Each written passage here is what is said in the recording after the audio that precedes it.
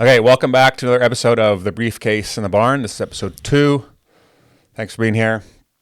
Got some decent feedback on the last one, which was mainly people telling me I spelt your name wrong. People are so petty. They're so petty. I have a bunch of spelling Nazis in my family.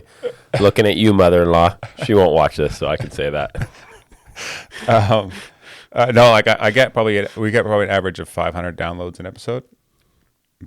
And so almost I don't get feedback a lot, but I got a lot of feedback this week. But it was like bad spelling. Did you put one A in Baars and two R's in Gary? I put one A. Gary was Gary and Baars was Bars. Makes sense, right? I mean, you can't fault the guy for spelling Baars. Yeah, I agree. Okay, so how the show's gonna work.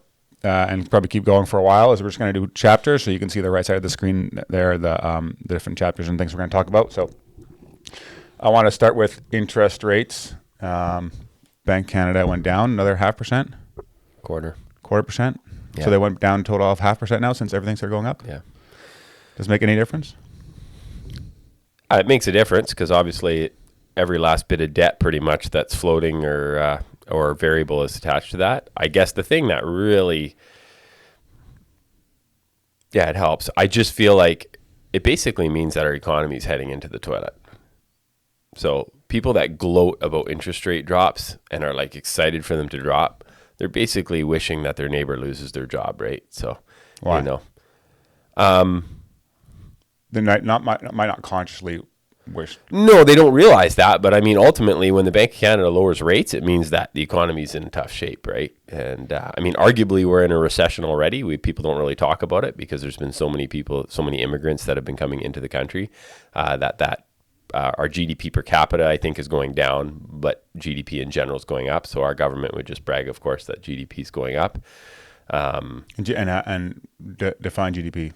Gross domestic product. So basically like the overall economic activity, right?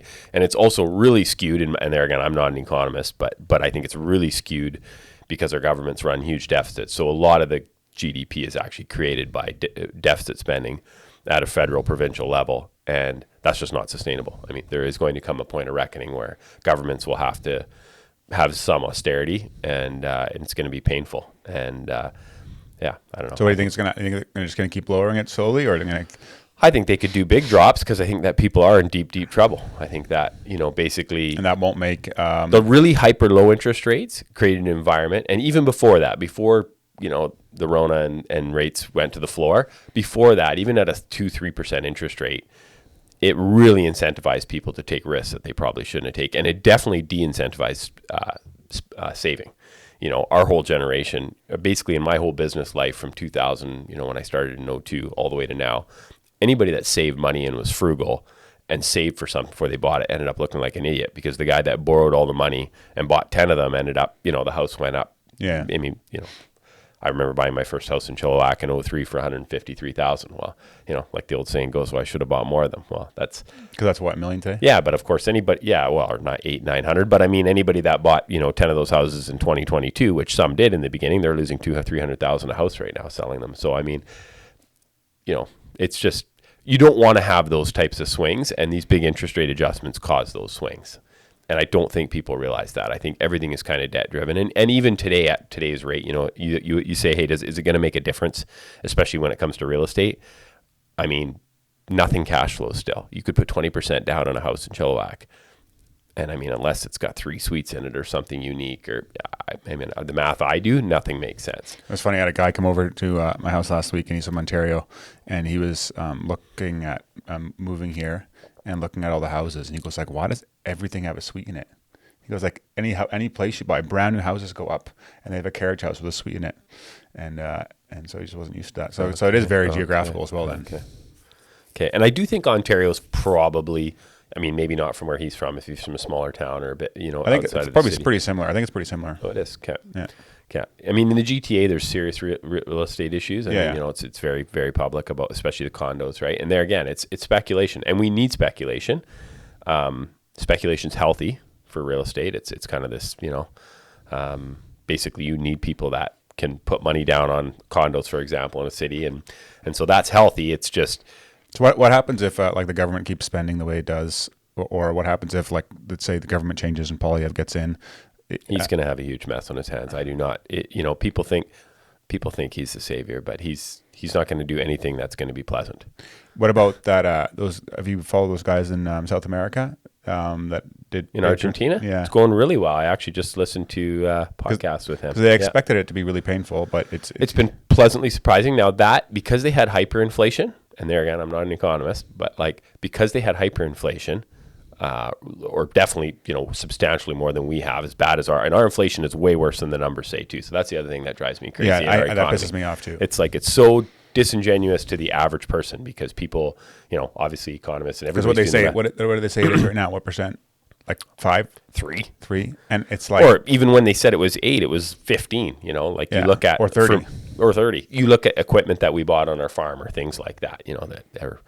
Just everything went to the moon, right? But in Argentina, and food's bad. Too. Food's so crazy, and you still have to eat. You can do without a lot of things, but you do need to buy the food. So they do care what food costs, and there's no gouging. I mean, nobody's. Obviously, there's probably some through COVID, but in general, the free market takes care of people that are gouging. Go back to Argentina. Go Argentina.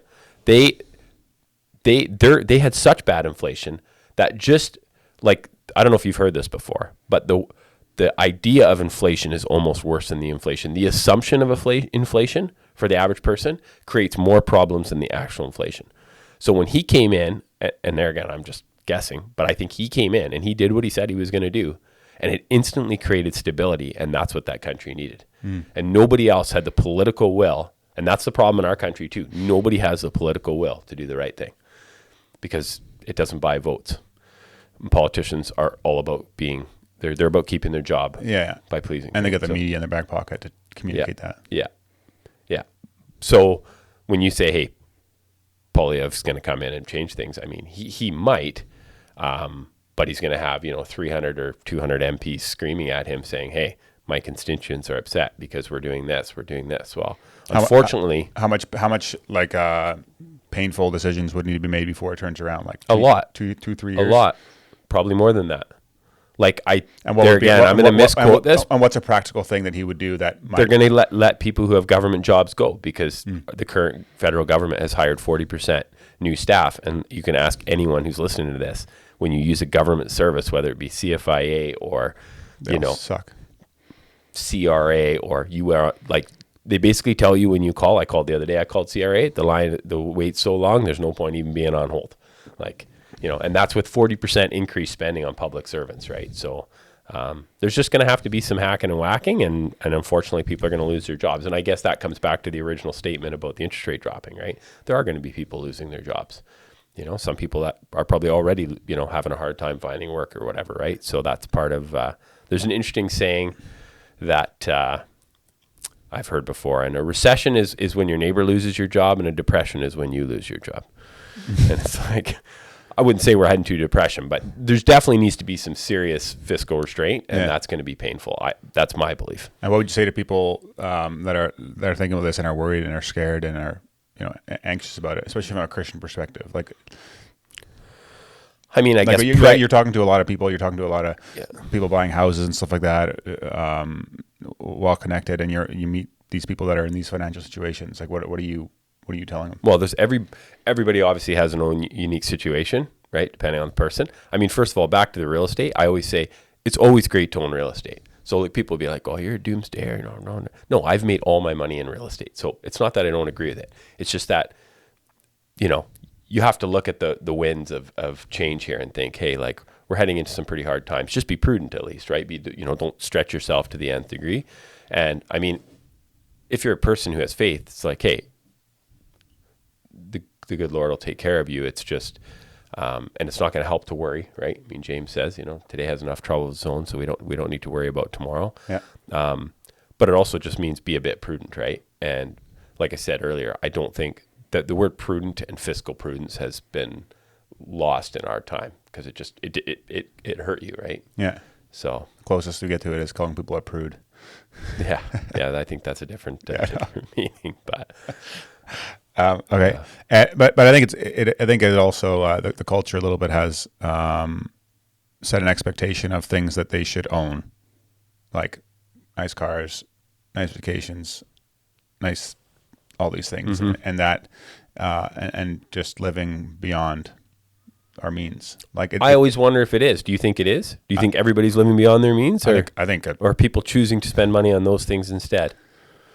both probably. Okay. I mean, you probably have the full gamut, but I think a lot of it is just there's an expectation to have a certain lifestyle. That's what's promoted in culture. That's what's when you think of someone you respect often, or like look up to, or want to be like, often it's because of what the they stuff have. they have. Yeah. I'm not saying that's good. That's just reality. I think. Yeah, even in our Dutch culture, right? It's like, we always talk about what the land they have or the house they have, or business. No, that's true. The business. So what have they built? What's his name? Money, Possessions, and Eternity. Randy Alcorn has a book. That's the title of the book, and he talks in there. He goes, often even in churches, the people that are put up for leadership are wealthy versus the ones that are not wealthy, even though they might not necessarily be as qualified in all the other areas. Or I'm not saying that's qualification, but that they're like these godly men that maybe, and naturally people will gravitate towards the people that are successful. Quote by okay. Yeah. I mean, I grew up in a home where, and there again, credit to my parents, but like my parents were just very content people. Like, I mean, and there's probably different reasons and not all positive, but it's a general rule. Did they pass it over to you? They did not pass it over to me. I mean, it's embarrassing. If I had to describe myself, I would say perpetually discontent. Okay. It's awful. So that needs to be something to work on. Yeah. Okay. Switching it up. Politics. Do you follow it at all? Like which? I follow all politics. American politics? Yeah, I follow all politics a bit. Yeah. What do you think what's going on in the U.S.? I despise what's going on. I don't even hardly like talking about it. It's because I don't like. I don't think it's so divisive. It's depressing. I think most people, that's not true. People in my circle, people that I associate with, most people I respect, at least here in Canada, would think, especially in the last year, like, these are our two best choices. Yeah, that's would you agree with that? I think that's just a bad system, and it is sad. Yeah. I just think the whole thing is. The reason I want to bring it up is because I read this quote from a book this week from C.S. Lewis. So he wrote the Screw Tape Letters, which is him writing as if he's a devil talking to his nephew, who's like a devil in training, and he's teaching him how to basically deceive people. So that's how this is being written. So the nephew is Wormwood, and the devil uncle is Screwtape. So, dear Mr. Wormwood, be sure that the patient remains completely fixated on politics, arguments, political gossip, and obsessing on the faults of people they have never met serves as an excellent distraction from advancing in personal virtue, character, and the things the patient can control. Make sure to keep the patient in a constant state of angst, frustration, and general disdain toward the rest of the human race in order to avoid any kind of charity or inner peace from further developing. Ensure that the patient continues to believe that the problem is out there in the broken system rather than recognizing there is a problem with himself. Keep up the good work. Uncle Screwtape.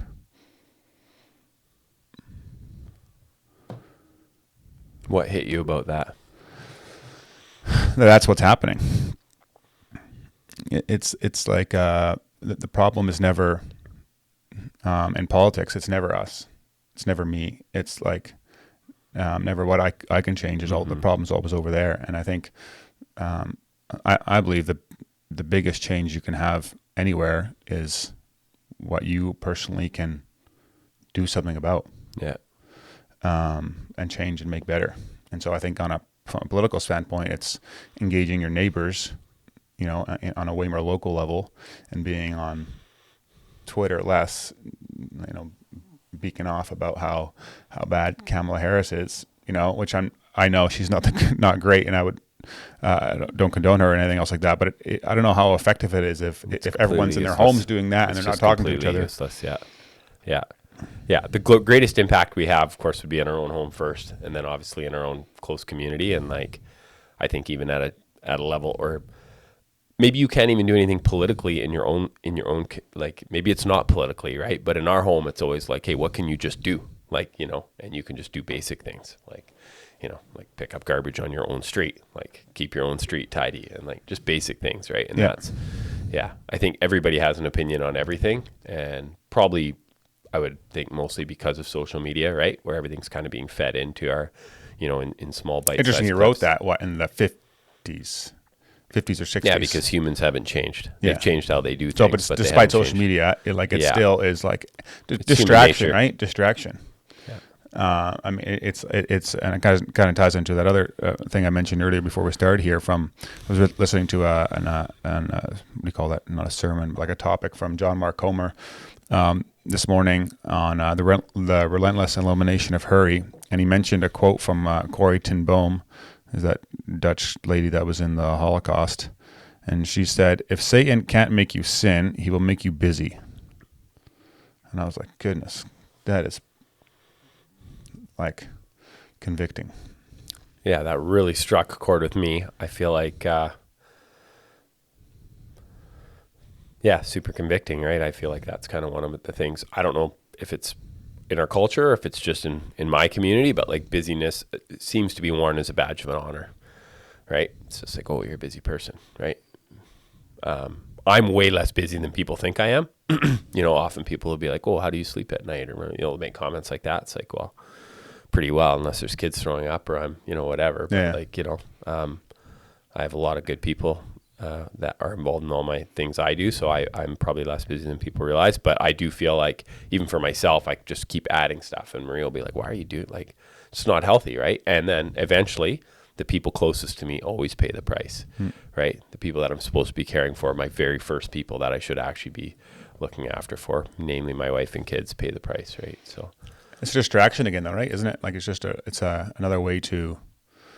I mean, why do we not want to sit in silence? In silence, it's because it's really wickedly uncomfortable. Like, try it. Go sit somewhere for an hour. How about 15 minutes? Yeah, 15 minutes. Dead silence. Yeah, and just sit with there. No phone, no book, nothing. Like, I think it's just another drug, in a way, to escape the discomfort of what everyone deals with on a daily basis, right? Like we try to fool ourselves that we always have it all together and everything's hunky dory. But I mean, when we really stop and think about it and are honest with ourselves, I think we quickly find out that's not the case. And I think when we allow for that, that's when you can actually make space for prayer or just realizing the situation you're in and being able to do something about it. That's not just avoiding it. Mm-hmm. Back to politics, because I'm just thinking now of something that you brought up. I do think, in the U.S. and in Canada, and even at a local level, but for sure federally, right, and provincially, and I think now even of the situation we're in with our government, the thing that really bothers me, and I mean, I'm probably guilty of it to some degree in my head, but like I think, and I don't know if you feel this, but it feels like, let's just say Christians, for lack of, and that's a real generalization because obviously a lot of Christians wouldn't be in that camp, but people that we're associating with feel like the next person may be the savior, right? Oh, yeah. The political savior. And like my thought always is people make a really bad savior. Yes. And it's so, but what I think interesting about that is it's exactly what the Israelites did when Jesus came, right? Like when Jesus came on earth in Israel, what they wanted was for him to save them from the Romans, and be their new king on earth and make the earth great. They weren't that interested in like the next kingdom that Jesus would reign on or in. I think the same thing is today, right? Like we just want our lives to be great here. We're not, most Christians aren't that concerned about the eternal life. They're not excited to go to heaven. They just want, a nicer boat. Or a better vacation, or a nicer house, or things like that, and the political system is attacking that. So we hope those guys will, make our personal life better here on this earth. Yeah. Yeah. Which is, and it's like we should counter to what we know is coming, right? We know what's coming. Strife, war. Well, but also hard times, right? If you look at the history of Christianity the last 2,000 years, the last 300 have been the anomaly in America where there's been peace, and it's run by a Christian government, or Judeo-Christian values and stuff like that. Most often, and most of the world still today, Christians at least they're not free at all. No. That's what's normal. If you look at history, you look at normal or the most common, it's that we're in a weird spot now where we have this freedom, and it's amazing and good, and we should fight for it. I think it's good to have these values, but it's not. If that's where your hope is set on, you're going to be sorely disappointed. Yeah, and I find it fascinating too, because even a lot of the people that people put their hope in, it's debatable. Some of them are not Christians, they're not professing Christians, and even the ones that are, like I said, it just people make myself included, we make such awful gods that it's just bizarre to think hey, this person's gonna save us from all our problems. It's just to me it's really unhealthy. I have that, right? You take some of these political leaders that are that people would naturally vote for in the more conservative circles, and you would put that person in your church, or at least a lot of churches, they would get so condemned.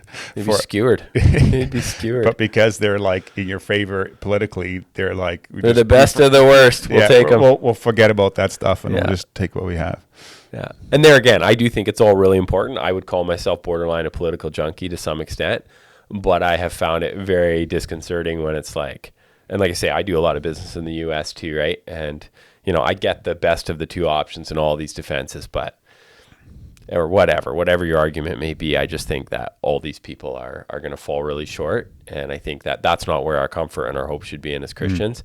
And I found even through the last 3 or 4 years here with everything that's gone on, I got ground down to nothing, just realizing that, I just, you talk about your rights, or even as Christians, what it's supposed to look like, or I just found hey, you just find out what's important, right? Yeah. And there's a lot of things that are going to divide, and Satan is going to come and he's going to try to, pit us against each other, because that's the easiest way to destroy something is from within. That's usually how things come to come crashing down. And I just feel hey, we need to be unified. We need to be gracious. And what does that look like, right? And obviously not that easy. I think a big part. I came across a cartoon this week. I'll see if I can put it on. Get Rhett to put it on the screen for the recording here. But it is, it's two guys. One's pointing at a TV, screaming, "We are lost," and then another guy's pointing at his Bible, saying, "We are saved."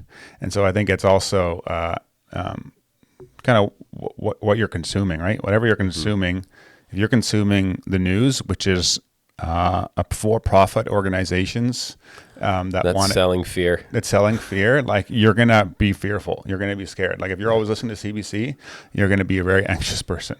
And if you're not, you're gonna think that people are doing a lot of awful things, which there are a lot of awful things, but there's a lot of people doing amazing things. That's true. Yeah, there's a lot of people out of perspective. Yeah. I found that too when our farm flooded in 2021 in the Sumas Flats, and where we were farming at. And that's the pig farm? No, that's my cousin's farm. He had a lot more devastation than I did. My partner in Beekman Auctions, but no, our dairy farm is right on the skirts of the lake bottom. We had about 5 feet of water in our farm, and I found that the most beautiful thing of that time was just how amazing people were, and I've shared it often with people. And granted, some people fared way worse than I did and had way less help. We had beautiful church community, all kinds of people in the community, and even government help. I would say that we were cared for very well in general.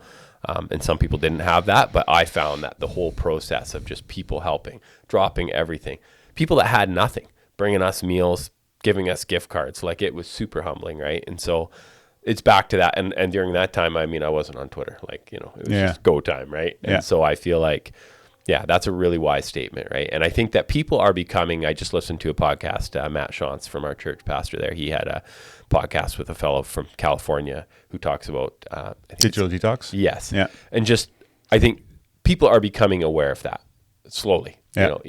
Buy a lockbox. Gary bought a lockbox. I bought one. Yeah, I've used it one time for 13 hours. No, that's twice. You use it one time before for a you short put it time, for half hour. Yeah, just to test myself. Okay, I can do this. No, but that's what I need.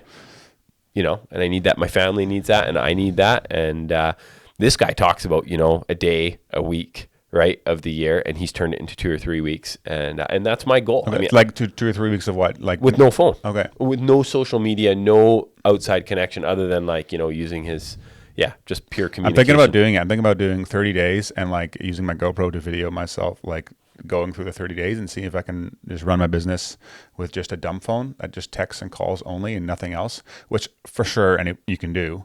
It's just going to be a pain, but just to show people it's actually not as hard as it seems. It's just that we're just so used to this thing being glued to us that it's highly uncomfortable for the first little And while. everybody falls in different camps. So like, you know, I could easily put myself in the camp of having to have social media, right? Because of my businesses. But I don't. Like, I still wouldn't put myself in that camp. I would say that I have went through seasons just for other reasons, purity reasons, say no Facebook, no Instagram, no nothing, right? I think that, it's just so toxic, right? And I feel like even us, I didn't grow up with it as a kid, right? So like, I mean, I got my first phone when I was in grade 12, I think. And it was just a texting phone, which is all anybody really needs, texting and calling. That would be, you know, most of us would agree. You really do need that. We need to be able to communicate. Yeah. But I look at kids now, and I have a lot of them over at our house, a lot of young people, and it's like, it's just terrifying. You just think of the comparison and just how people are. So everybody knows that. Everybody would agree with that. But it's like, okay, what do you do from here, right? And how do we, like you say, like a lockbox, like, and parents need to lead. I mean, you know, I often think, hey, we're hard on our kids. Our kids aren't even old enough to really have a phone yet. And we're like trying to limit them with screen time and limit, like we don't limit ourselves. Yeah. I'm limiting out at like 5-6 hours a day. I don't know if you check your screen time, but like I'm averaging 5-6 hours a day on my phone. I mean, it's a disaster. Yeah, I'm probably pretty high too. Now, to be fair, I probably talk 2 to 4 hours every day on my phone, just talking, you know, but 3 hours and 7 minutes daily average. Yeah. So you're pretty low. So you're doing real well. You got that thing locked up enough. Locked away. Good for you. Surprising, actually, how much I still am on it. You wouldn't have thought it was that high? That low. Oh. I thought it would have been higher. Okay. I mean, I guess I'm, on the computer a lot as well. I mean, what I think is crazy, when I got my lockbox, and for you guys that are listening that don't know what a lockbox is, it's where I throw my phone in and you can set a timer on it for however much time you want, and then it's locked in and you can't get it out unless you break the box. I broke 2 boxes in 2 years. But it'd be like, I don't know, Friday night, I'd sit in there till Sunday night or Monday morning, and I remember going to my box, the cupboard one day, and like grabbing the box and looking at my phone in the box and being like, this is like I'm on cocaine. Like I wanted. Do you have a clear box where you could see through? And I did. I used to have a clear box. I was smart enough not to get the clear box. I'm like, no, I don't need that noise. Put that thing on do not disturb. Yeah. I think it would start just with, like, for me anyways, and I've shared this with you a lot, like that window of like 5 o'clock I get home, 5:30, whatever. You know, there's 6 kids and a wife that's just fried. Yeah. You know, I need to be alert, and I'm not if I have my phone in my pocket. I'm just not. Like, there's people that keep texting, and especially being a realtor and hey and everything, it's just not, you know, whatever. So if I could do the 5 to 8, it doesn't need to be dramatic. I mean, obviously for the weekend's awesome, and that would be my goal, that for sure, like a good chunk of the weekend it could be in there and just not being a distraction. But I just think if I don't put it in there, it's just too easy to go check it. Even last night I didn't have it in there, and I bet you 3 times over the course of dinner and after, and you know, it's kind of like, I'm going to, did he text me yet? Did they get back to me on this? Well, and like you say, when it's in there, like what happens to your brain? I mean, you're just like, okay. Oh, it's relief. I remember last week, it was Friday. I think last week Friday, I put it in there till Sunday night. And I remember like hearing the electronics, like close the box. And I genuinely felt a release of stress. And I said it to Nicole, I was like, man, I feel so much better. Okay. And sometimes I actually so I can text on my computer still, because I'm all, I've Apple everything. And so I can do some work still then, but I'll even take my power cord from my computer and throw it in the lockbox. Put it in there too. Okay. Because I'm such a junkie. Okay. Okay.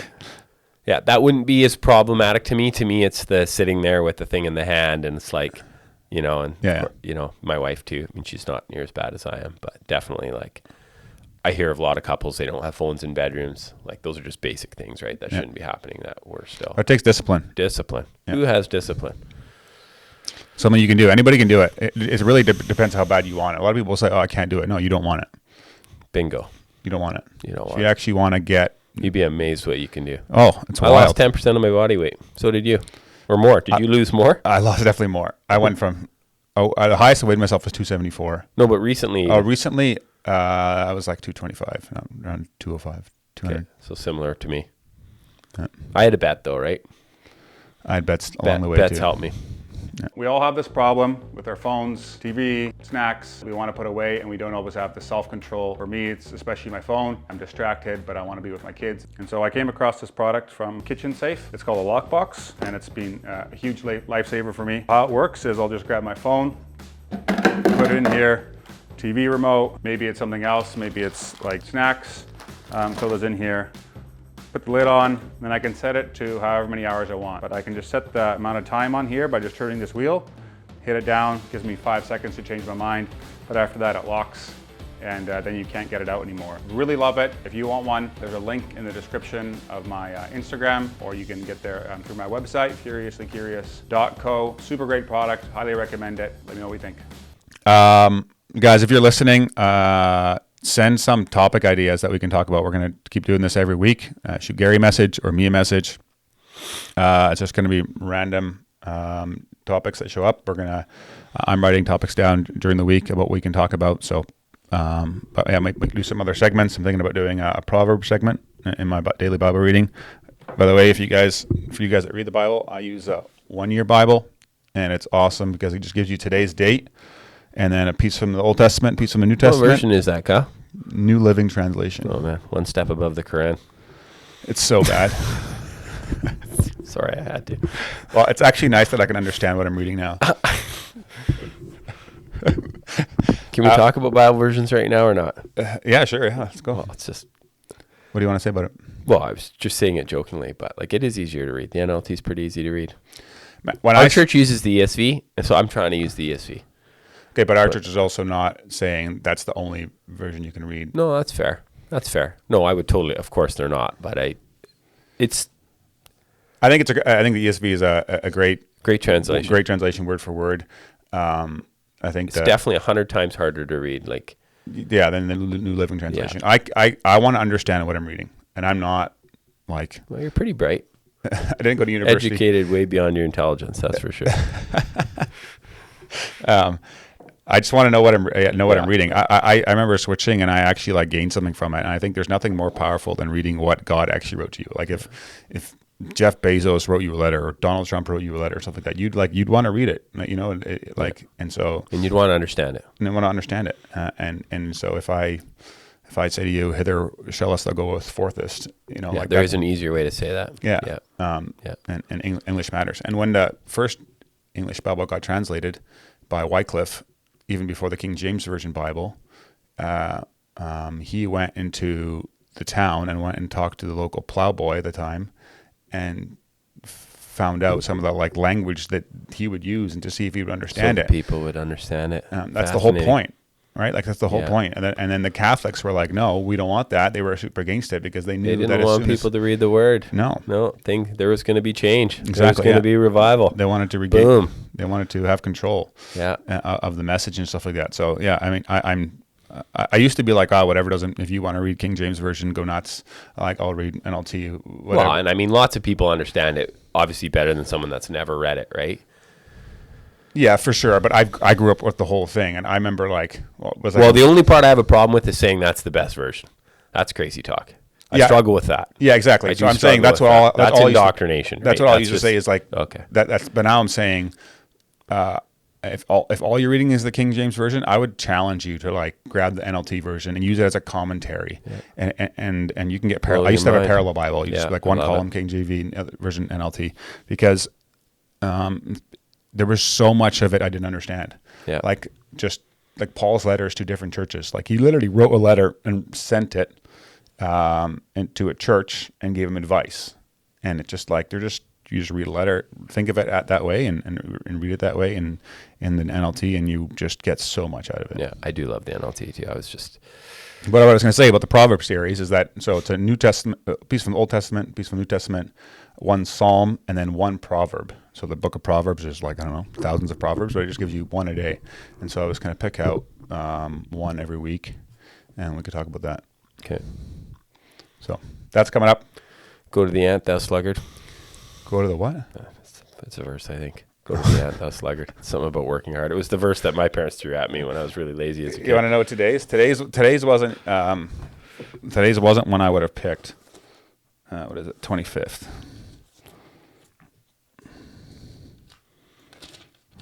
I often flip back and forth. I mean, that's what's amazing about technology, right? If you are reading the Bible on your phone, which is probably not a healthy habit. When I'm doing my devotions in the morning, it's like it's better to be looking at the written word. But. Well, wine produces mockers. Alcohol leads to brawls. Those led astray by drinking cannot be wise. Is that why you quit drinking? No. No. Why did I quit drinking? Because I couldn't stop once I started. Yeah. It's different definitions, right, of what would define an alcoholic. And I had a pretty cool experience. I was. You think if you had a beer today, I would be instantly a raging drunk again. Really? Yeah, or maybe not instantly, but very soon. Very soon. There's a saying that in AA that people use that, that the disease is doing push-ups while you took a break from drinking. It does push-ups the whole time. And it's true. Like if you listen to people's stories or read stories, if you do a bit of research, people that really, and there's varying degrees. Some people do start drinking again and totally can drink. So, I mean, hey, I'm not one of those people. Like I know how I do everything. Oh, you're not willing to find out even? I'm not even willing to find out. Yeah, smart. Sink the ship, I always say. I'd be sinking the ship. Why would I do that? Don't you? It's wise. Okay, guys, thanks for listening. Show sponsor is Arbonne. It's a supplement I use every morning. Take a scoop of gut health, some other stuff. There's a link in the bio of the video or in my social media. Try it out. Helped me feel way better. I'm going to get Gary to start trying it as well so we can prove my theory because you guys probably think I'm just selling stuff, but I actually been using it for a couple years. years. I have a lot of gut problems. We can talk about that another time too. It's really funny. It's not appropriate though. This is where my wife said I can always be. Anyways. I can be funny, right? But it's never appropriate. Okay. Well, thankfully we'll use Arbonne though. I'll try it. Okay. Cheers, guys. See you next week.